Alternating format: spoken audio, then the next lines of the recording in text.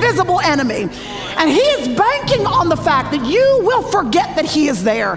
He so wants to disguise himself behind the tangible, physical problems of your life that you will forget he's often the one that is influencing some of the most difficult circumstances, not only in our nation, but in our own homes. That there is always something you cannot see controlling what you can.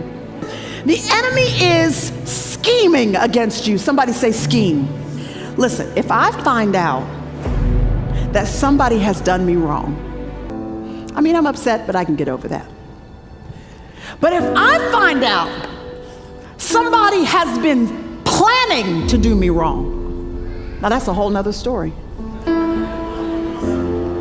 I find out you've been scheming against me, meaning you've been sitting back studying my tendencies and my patterns.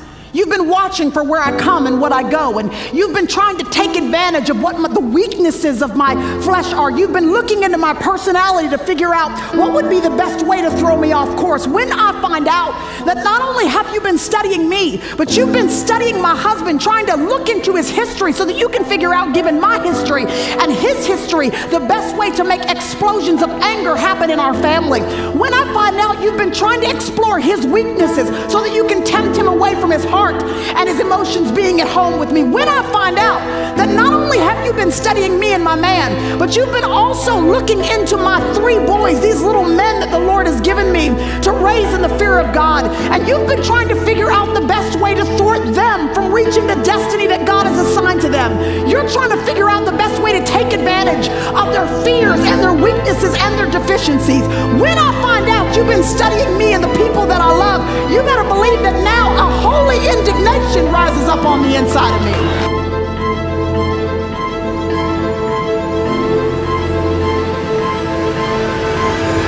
I'm not just going to stand back and let you run roughshod over my family.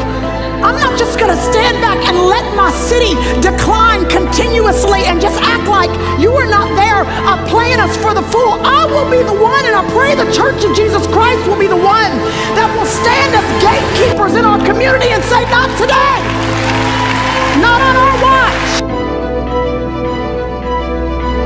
And so if it's a war the enemy wants, it's a war he will have. Not by our strength and not in our power, but by the power of God's own Spirit. The victory is already won. And we have the privilege to claim that victory and experience it as a regular part of our lives. So would you know, everything that has happened this week, y'all, all the devastation and all the tears that have been cried, all the lives that have been lost, underneath it all, it's not about officers and it's not about racial division. There is an enemy trying to stir up trouble.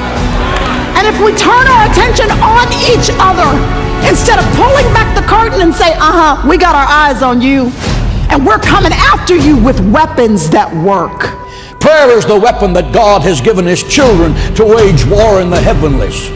Church of Jesus Christ, stop whining about the attacks on your life by the prince of darkness and put on the whole armor of God in Ephesians 6. Attack, and then attack again, and then attack again, and crush him and drive him out of your life, because Satan is a defeated foe. Christ has given you the keys of death, hell, and the grave. You are a child of God, and the royal blood of heaven is flowing in your veins. You are destined to be more than a conqueror through Christ.